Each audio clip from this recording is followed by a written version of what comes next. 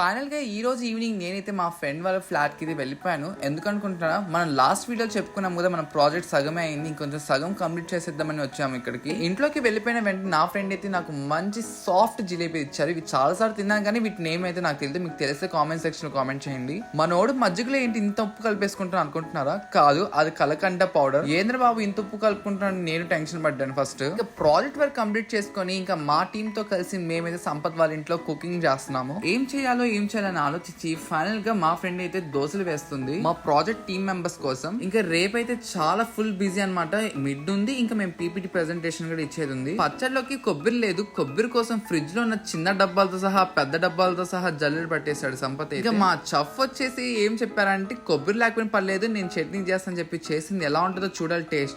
Taste బానే ఉంది, కానీ దోశలు వచ్చేసి కప్పుకోవడానికి కూడా పనికి వస్తాయి. ఈ వింటర్ కి దోశ పిండితో బెడ్ షీట్లు కూడా తయారు చేయొచ్చు అని ఈ రోజు చూసాను.